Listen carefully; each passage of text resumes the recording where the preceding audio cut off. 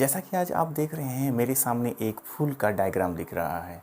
आज हम लोग बात करेंगे कि फूलों में किस प्रकार से प्रजनन होता है, फूलों में किस प्रकार से रिप्रोडक्शन होता है। अभी तक हम लोगों ने जाना कि जीवों में किस प्रकार से रिप्रोडक्शन होता है, जीवों में किस प्रकार से जनन होता है, लेकिन आज हम पढ़ेंगे कि किस प्रकार फूलों में प्रजनन होता है। हम आपको बताना चाहेंगे कि फूल में एक होता है पुरुष अंग और एक होता है स्त्री अंग, अर्थात मेल ऑर्गन्स फीमेल ऑर्गन्स। स्त्री अंग को स्त्रीकेशर कहा जाता है और पुरुष अंग को पुंकेशर कहा जाता है। जैसा कि आप डायग्राम में आप देख रहे हैं, इस डायग्राम में आपको जो मिडिल वाला पार्ट दिखेगा ना, ये मिडिल वाला पार्ट एक्चुअली ये फीमेल ऑर्गन्स का पार्ट होता है। इस फीमेल ऑर्गन्स को कार्पेल कहा जाता है और इस फीमेल पार्ट में आपको 2-3 भाग मिलेंगे यहाँ पर, स्टिग्मा, स्टाइल, ओवरी एंड ओवी। मेल पार्ट में 2-3 मुख्य भाग होता है। उनमें से जो ऊपरी भाग वाला हिस्सा होता है वो एंथर कहलाता है और जो उसका नली वाला भाग होता है वो फिलामेंट कहलाता है। इस एंथर वाले पोर्शन में आप कुछ बूंदे बूंदे जैसे कुछ कण देखने को मिलेंगे आपको। ये कण एक्चुअली क्या होता है, वास्तव में ये पॉलन ग्रेन्स होता है। पॉलन ग्रेन्स जो होता है यह मेल ऑर्गन्स का सेक्स सेल होता है और यही सेल इस फीमेल स्टिग्मा वाले भाग में पहुंचना होता है। ये किस माध्यम में पहुंचेंगे ये हम लोग आगे जाके पढ़ेंगे। ये जो हिस्सा होता है ये रंगीन भाग होता है, सुगंधित भाग होता है और इसे पेटल्स कहा जाता है। वास्तव में इसे पंखुड़ियाँ कहा जाता है हिंदी में। और इसी के साथ साथ आप नीचे वाले जो दिखेंगे ग्रीन कलर के होते हैं जिसको सेपल कहा जाता है। सेपल एक्चुअली जब फूल बनता नहीं है, फूल बनने से पहले वो कली बनता है और कली को जो ढका जाता है तब वो ग्रीन कलर से ढका जाता है। तो वो ग्रीन कलर के जो स्ट्रक्चर होते हैं वो वास्तव में सेपल ही तो होते हैं, क्योंकि उस वक्त उसको सुरक्षा देते रहते हैं। जब फूल पूरी तरह से बन जाते हैं तो वो नीचे चले जाते हैं और पंखुड़ियाँ निकल के आने लगते हैं और पंखुड़ियों के मध्य में वो पुंकेशर और स्त्रीकेशर भाग दोनों मौजूद होते हैं। अब होता क्या है कि इन फूल में किस प्रकार से प्रजनन होगा उसको हम लोग समझेंगे। ये जो पॉलन ग्रेन्स होगा इस स्टिग्मा को किसी माध्यम से पहुंचाया जाता है। मान लीजिए बहुत सारे भंवरे घूमते रहते हैं, वो रस चूसने के लिए यहाँ पहुँच जाते हैं, मधुमक्खियाँ वगैरह सब आ जाते हैं। तो वो एक्चुअली क्या करते हैं कि इस फूलों में बैठते हैं, इधर उधर बैठते रहते हैं। वो एक्चुअली अपने काम से आते हैं, पता नहीं चलता कि वो दूसरा भी काम कर रहे हैं होते उनको। तो जैसे यहाँ पर वो बैठते हैं तो उसके पैरों में, बॉडी में ये सब चीज़ें चिपक जाती हैं। कौन? पॉलन ग्रेन्स चिपक जाती है।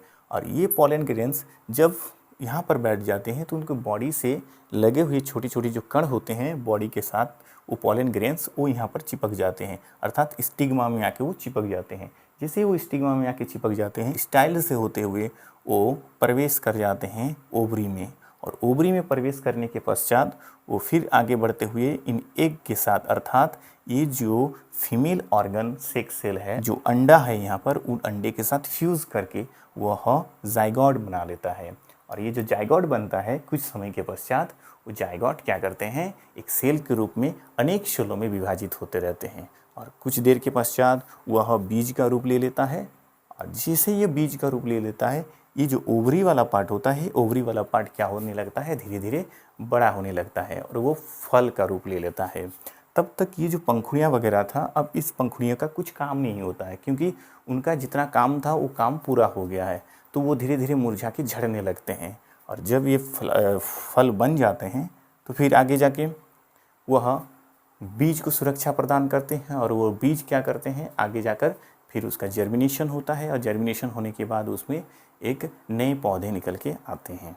फूल मुख्य रूप से 2 प्रकार के होते हैं। वो जो फूल होते हैं वो एक्चुअली बाइसेक्सुअल और यूनिसेक्सुअल फ्लावर के रूप में जाना जाता है। बाइसेक्सुअल फ्लावर वो होता है जिसमें दोनों अंग होते हैं, दोनों अंग अर्थात मेल ऑर्गन्स और फीमेल ऑर्गन्स दोनों हो सकते हैं, एक ही फूल में मौजूद हो सकते हैं।